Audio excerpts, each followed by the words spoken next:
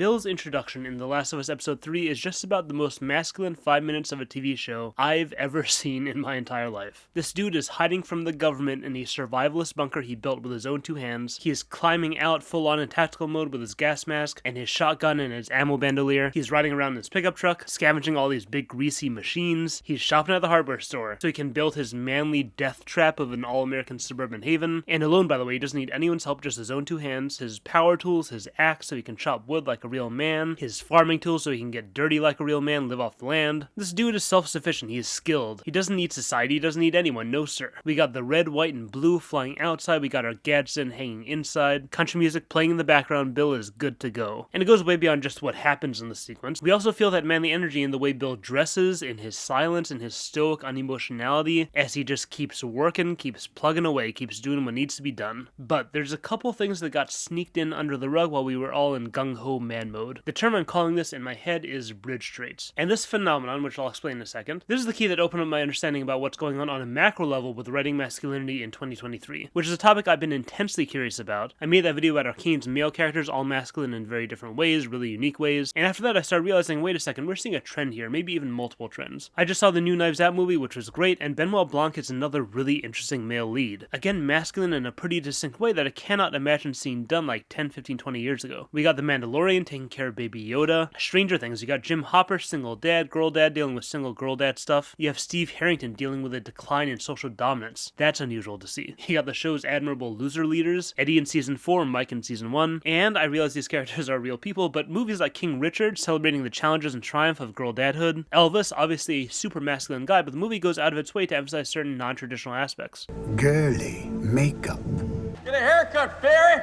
And there's more, we can go back even further too. These are the types of male characters audiences want to see at the moment. I don't know if there's a definition I can find that can encompass everyone I'm mentioning. Usually I find myself chasing after definitions of how individual stories work or individual things in individual stories. Here it's like a migration pattern of many stories all at once. And I'm so curious to learn anything I can about that. But of course you gotta start somewhere, and for me that was bridge traits, it was Bill and The Last of Us. So let me explain this really cool thing they did, and I'll show you how it led to my greater overall theory. So once again, most masculine intro ever. Guns, power tools, pickup trucks, freedom, independence, rock, flag, and eagle, etc. But within that intro, we got a few elements that were different. So here's how this works. We can make a rough list of core traditionalist man things that men who are manly men must be, ways they must act, roles they must embody for society to truly consider them men. And it's a rough list, but things like physical strength, boldness, aggression, assertiveness, dominance, ambition, self-reliance, leadership, the role of protector, and also what I'll call rough and gruff aesthetics. And on the other end of the spectrum, there are characteristics that are clearly and firmly outside of that. A lot of them direct opposites of the items on the first list. Weakness, cowardice, gentleness, spinelessness, lack of principle, lack of purpose, lack of initiative, dependence, caring about appearance and beauty, and probably most of all, emotional openness and emotional vulnerability. And both of these lists, let me just say to anyone in the middle typing a comment accusing me of being reductionist and simplistic here, yeah, you got it, that is exactly what I'm doing on purpose. The way people, the way society determines these things, perhaps not how they should, but how they do determine it, subconsciously or sometimes consciously, is not with some deep, nuanced understanding of what gender is and a well thought out definition of gender roles. No, it 100% is more like a superficial list. It's pink and blue. Are you pink or are you blue? Do you have hair on your chest? Can you fix a flat tire? Did you just cry? You better not have cried. That's list 2 behavior right there. So what this particular story is contending with is that Bill is a gay. He's one of the gays. He's a homosexual character. And until recently, like it or not, and most will not, heterosexuality was part of that first list, the manly list. And homosexuality was part of the second list, the unmanly list. That is how things used to be. Almost universally, you had male characters with varying amounts of manliness who were always straight, or you would sometimes have characters who were not straight, but they would not be manly. To varying degrees, they would be effeminate, they would be flamboyant, and this often wouldn't be done maliciously, sometimes it was, but I think it was just how a lot of people thought about homosexuality at that time. Like the gay couple in Modern Family, you had one super flamboyant guy and one less flamboyant guy, but even Mitch wasn't manly. He lacked a lot of the qualities on that manly list. He was still effeminate, just not as much as Cam. Now, lately, media has entered a period of adjustment to current and ongoing developing Western conceptions of masculinity, and this is coming across in fiction through techniques like bridge traits. Bill is introduced as masculine in literally every aspect you can think of, but one of those aspects is cultural refinement, and that is a masculine trait. The cultured gentleman has always been one type of paragon of masculinity. It's in its own subcategory for sure. Not every gun-toting woodsman is also culturally refined, but the point is, to be a man, you don't have to be sitting on a log in the woods with a can of beer, scratching your balls and burping shopping, it can be just as manly to be sitting in an expensive leather armchair, in a tailored suit, beard nicely trimmed, smoking the finest of imported cigars, and nursing a crystal tumbler of barrel-smoked whiskey. Barrel-smoked whiskey? Barrel-smoked whiskey. What's that?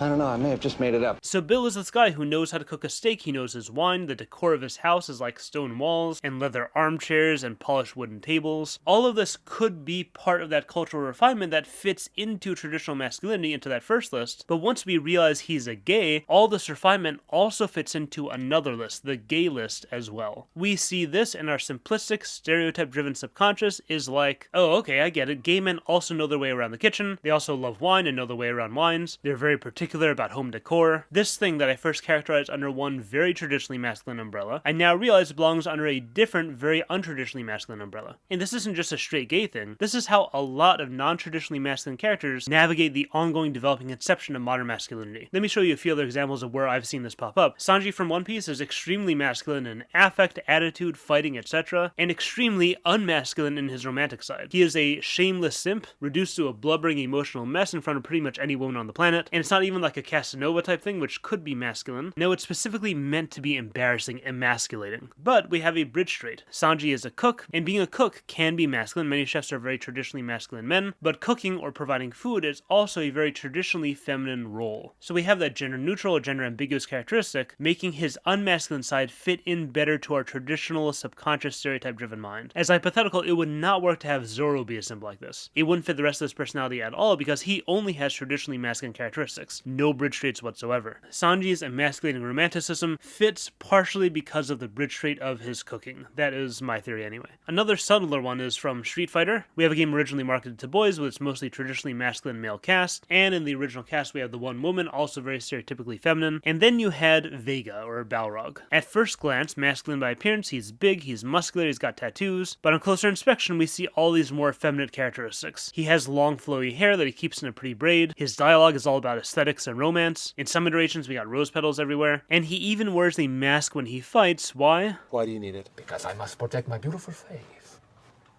Okay. The bridge trait here is his physique. It's a very traditionally masculine thing to be buff and muscular, and it's also very non-traditionally masculine to care a lot about the aesthetics of your body. This is a phenomenon I've seen people directly point to as kind of an awkward thing right now in super macho, super straight male gym culture, that they obsess over the bodies of other men, which they see as incredibly traditionally masculine, but to many onlookers it feels kind of gay, which some of these gym rat types might feel uncomfortable with. Christ. Oh my god, he's huge. God, dog. What? That one picture where you see his whole body? That doesn't even look like a real person. He has an ass on him too. That Egyptian ass, bro. Yo, dude. And last example in a similar vein, this one is super simple. Captain Jack from the Doctor Who universe. The first time we see him, he's literally staring at a girl's butt with binoculars, and we get a general masculine vibe. Jack is a soldier, he's hanging with the soldier bros and ogling the ladies, and then we see this exchange. Excellent bottom. So, man, there's a time and a place. Sorry, old man. I gotta go meet a girl. But you got an excellent bottom, too. Jack is a bisexual character in 2005, so they introduce him being super into women first, and we're like, okay, this is your average thirsty manly hetero dude, and then he spanks that guy's butt and flirts with him, and we're like, oh, never mind, he's bi, and he's just thirsty across the board. The Casanova, the romantic, the charming, flirty, dashing, suave dude, that is the bridge trait here. That could fit into the traditionally masculine bubble, but we realize, no, it's part of this other non-traditional bi bubble. So that's how these bridge traits work. They use ambiguity to act as organic setup for unexpected characteristics. And that's across the board, but we see it a lot in situations like this. With a character like Bill, we're still not used to seeing gay men in media, period, and especially super masculine gay men. It could be jarring to have a super macho gay guy with no bridge. It's not unrealistic, but for some audiences, it'd be like, huh? Wait, what? And then you have some people thinking it's force, it's tokenism, it's pandering, whatever. So the bridge makes this unexpected element feel organic, because we've already bought into the expected version of the character we're shown, and one aspect of that leads us by the hand directly to the unexpected part. And since that aspect is part of what we've already bought into, it feels right. And we get that pleasant storytelling experience of, everything falls into place. And back to Bill. Bill actually has several bridgy things about the way they introduce him, not just the cultural refinement thing. We see very clearly, very early on, just how assertive he is, especially when it comes to doing things his own way. No, I'm not going with you, you New World Order jackboot.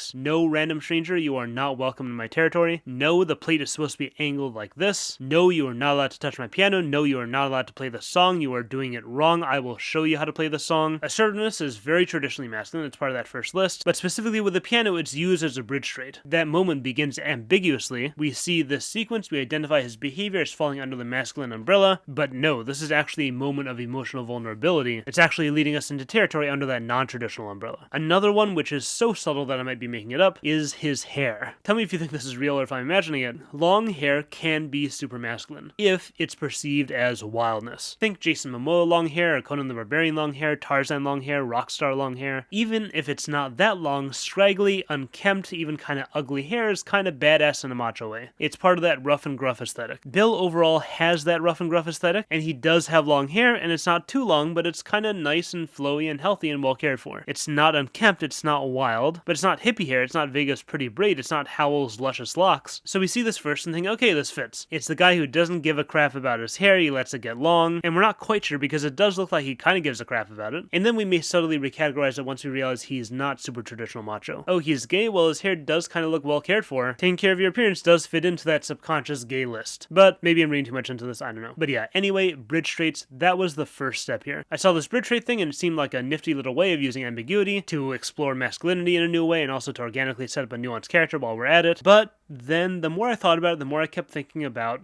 Arcane. Shocker, I know. I realized this device closely parallels a similar phenomenon I talked about in my How Arcane Writes Men video, specifically about how Arcane purposely shows its men going through emasculating experiences, and then coming out the other side with their masculinity fully intact, fully recovering from it, and fully capable of taking on their masculine roles and duties once again. I want to take that point and make a variation on it. There's something more than just emasculating experiences going on with these characters, emasculating moments. I realize there are unmasculine traits and characteristics here as well, but in a very, very specific way. Take Vander, extremely masculine in appearance and values and how he operates. He shows us boldness, assertiveness, leadership, the protector role, but as a pacifist. He embodies a set of values that's seen as inherently emasculating by people in the real world, but in story too. You look weak. But that pacifist role is where we see the assertiveness, the leadership, the boldness, the protector role. It's from within that emasculating set of values that we're shown Vander's masculinity expressed most strongly. Victor shows us ambition, assertiveness, boldness, but as a weak guy. But it's because of his frail, weak body that he is so ambitious and so bold. He has no other choice but to act while he still has time, and because his body is withering away, he feels like he has nothing to lose. So again, the most masculine moments come from the most emasculating trait. Echo and Silco are similar to each other. To be really blunt here, these characters are losers when it comes to combat. Silco is not a fighter, he is hopeless, and Echo as a child ran away from a fight. And within those moments, we see both characters find everything about who they are. Silco finally finds his aggression and his boldness while being drowned, and he ends up leading a whole movement based on those characteristics. And Echo also creates an entire community around escaping, around running away from the problems of the Undercity, around evasive defensive fighting. Both these characters find all their masculinity through these defining emasculating traits. They're bold, assertive leaders, they're protectors, which they would not be if they had not first been losers. Jace is an interesting one. He shows us ambition, assertiveness, aggression, leadership, even violence, but as a man who's unprincipled. And this overall isn't showcased as something good, but because he lacks any principles whatsoever other than what the last 10 minutes of his life experience tells him, that actually is what allows him to assert himself for a just cause in the end. It's only because he's this wishy-washy mess that he's okay with making a final abrupt U-turn at the end towards something actually virtuous. Most people would feel too much shame to pull such a 180, but that's just what Jace does. And this time it's exactly the leadership his city needs. If it wasn't already too late, but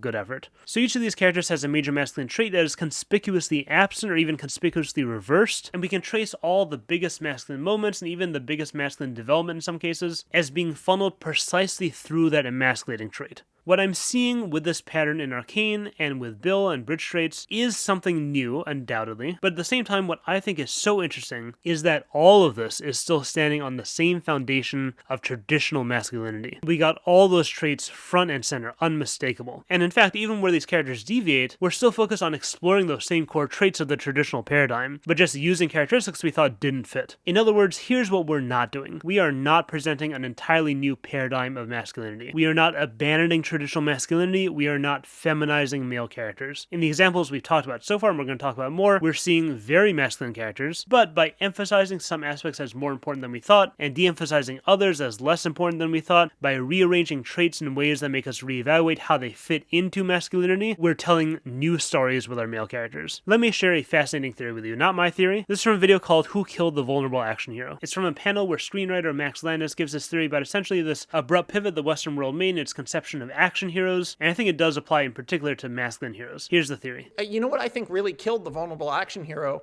Oh gosh, I'm scared to say this, but I think 9/11 was right around the time guys stopped getting hurt in movies. There weren't any Ghostbusters anymore. There weren't Marty from Back to the Future. Suddenly it's the cool kid is in the action movie, is like in the teen movie. It's about being cool. It's not about being the loser, the nerd, or the underdog. And in our action movies, that became a trend to a level that's insane. In Jurassic World, Chris Pratt, a guy who trains velociraptors, they go, yeah, and he's a former Marine. You think back to Jurassic Park and you go, archaeologist, mathematician, archaeologist, lawyer, guy who wants to run a theme park. Even Independence Day. If Independence Day was made now, it would be 2 military guys up in the ship. We got scared of looking like losers. The cause is speculative, of course, but I think the existence of the trends he's talking about is undeniable. And I wouldn't say absolute, but we have these different forms of the masculine ideal, these variations of the masculine paradigm that trended during those specific eras. The invulnerable badass of the 2000s, the scrappy, clever, charismatic dude of the 80s and 90s. Going back further, we got the brooding loner of the 60s and 70s. Before that, I don't know fiction from that time so well, but we see archetypes like the classy, debonair gentleman, the dignified outcast, and other types of brooding loners in noirs and westerns. The traditionally masculine stuff, the list 1 stuff, is present in all of these. Obviously in the 2000s Captain America types, and the 60s Dirty Harry types, but there's nothing effeminate about the Ghostbusters or Atticus Finch or the hardboiled noir detective, and with these archetypes from one era to the next, we're not seeing a complete overhaul of what masculinity is either. What we're seeing is different traits emphasized and de-emphasized, new stories being told viewing the same types of values and ideals through a different lens. And that's what this is too. We're seeing in The Last of Us and Arcane and Knives Out, Stranger Things, The Mandalorian, and more. This is the new trend, starting roughly in the late 20-teens, probably lasting throughout the 2020s, and it's going to take us probably into the early 2030s. This new trend of masculine archetype is coalescing right in front of us. We're seeing the beginnings of it. This might be a little premature, we don't have that much data yet, we'll know more in a few years, but I want to give it a shot. I want to try to define this trend. Okay, so let's take a step back for a second. The 80s, 90s scrappy guy and the 2000s badass were nearly opposites when it came to who they were, what they were, how they operated, etc. But a big commonality was that it was still all about achieving that sweet moment of triumph. Defeat the bad guys, prove our dominance, save the day, get the girl, the glory, the fanfare, etc. I'm not going to spoil anything by saying which of the aforementioned stories I'm talking about here. This doesn't apply to all of them. It feels like we're really starting to want to see our male heroes die, which is odd. That's step 1, and it's a new de-emphasis. Winning isn't as important anymore, staying alive isn't as important. Step 2 is a new emphasis. We're seeing a whole bunch of focus on the male role of the protector. Specifically single dads, specifically reluctant guardians who discover love and loyalty. Step 3, an emphasis and a de-emphasis. In place of pure brute strength mowing down all obstacles in our path, I feel like I'm seeing a lot more competence, experience, and mastery guiding us out of being lost. And lastly, lots of focus on male relationships. Even outside that protector role, even outside romance, we're seeing emphasis on friendship, brotherhood, loyalty. So here's my theory. 80s, 90s, 2000s, winning was really important. Coming out on top, dominating the competition, and or reaffirming our domination. That's where America was at that time, that's where the West was at, however you want to characterize it. And I think part of us got sick of that story about winning. Another part of us was disillusioned by it. When we won, did that actually solve our problems? Not really. And also, probably most importantly, time passed and we developed a new set of needs. There were new things, oddly enough, that became more important than winning. So, what is important now in this new era? It's no surprise, I think right now the most important thing for a lot of us is to feel safe. To feel safe from certain worldwide events, safe from people who hate us, safe from random violence that could hurt us, or worse, anywhere at any time. And I think that's only half the equation, because the other thing we want to feel safe from is in our own minds. We are suffering internally nowadays in the West more than ever. Depression, anxiety, addiction, all these things are out of control in the West. We're internally tortured, we're harming ourselves, and to take a very broad view, it's because we feel insignificant, we feel aimless, we feel lost, we feel alone, we feel unloved. It's a lot of really intense feelings, scary feelings, and it can be embarrassing, sometimes even emasculating. And if that's not already confusing confusing and overwhelming enough, we feel like we have no one to turn to. So in response to that, what do we get? Huge emphasis on the male protector archetype. We get fathers who will keep us safe from anything in the outside world that might harm us. We get reluctant guardians whose love isn't unconditional, it is conditional on the fact that we are significant, that we matter. They find meaning in life through their bonds with us. Only we are able to give them that. We don't just matter, we are the only thing that matters in an otherwise bleak, meaningless world. And these reluctant guardians, many of these characters themselves are struggling. We meet them when they're at their most lost, their most aimless, their most isolated, and together as the audience through their story, we find our way out of that alongside them. And I think the other big part of this, and this is going to sound like it applies to every good character ever, but I mean something more nuanced here. The next thing is that we're really looking for characters we can look up to, because it feels like we're lacking good role models nowadays, especially male role models. And that's something which has probably always been true to some degree, but I think it's different now, because I think specifically now we're fed up with role models who have carefully cultivated facades of respectability and then end up betraying our trust. Turns out this guy is a hypocrite, a bigot, a creep, or worse, or much worse, or much, much worse. Forget that. We are craving true integrity nowadays, inner respectability. Role models who have firm principles, who have honor and dignity that will survive anything, that will even outlast the characters themselves, and specifically that do outlast the characters themselves, because that is how you demonstrate strong inner values, by showing willingness to sacrifice the outer stuff, all of it if need be. And this is also why capability, experience, and mastery are also becoming more important, because physical strength is effective, but it also can be a facade. It's also in that untrustworthy category of outer stuff. We want inner strength. We want the intangible stuff that we're realizing is more rare, but also so much more precious, so much more secure once we do find it. So in short, we don't need to be that one lone soldier, that one leader who wins the war. We don't need to win it all. As long as we protect the ones we love, as long as we found meaning and purpose in the journey, as long as we stay true to what we believe in and stay true to who we are. And Bill is a perfect example of all this. Again, Bill does have all this traditional masculine stuff we still do respect, but the emphasis of the story is on dealing with feeling ashamed, feeling emasculated, feeling lost, and finding your way out of that, finding purpose. And I want to highlight a specific nuance the story explores. Masculine traits and values are so often about means. I'm going to protect my loved ones, keep them safe, provide for them, I'm going to work my ass off every day and not complain. I'm going to free myself from dependence on others, develop these skills on my own, I'm going to assert myself and defend myself, don't mess with me, don't tread on me. And all this is leading to what exactly? Work hard every day towards what end? Don't mess with me so I can do what? Don't tread on me so I can do what? Now that these questions don't have answers, but the values are not focused on finding those answers. And I think a lot of men experience emptiness and aimlessness specifically because of that. And that is exactly what we see with Bill. He's prepared for this day his whole life. He's done all this work, built all this stuff, but it hasn't magically granted his life meaning. And that's what we see with the piano scene. Seems to me this is about more than love per se, more than just closeted homosexuality. It's about the void in Bill's life this has created. And that is exactly what he expresses as what this relationship meant for him.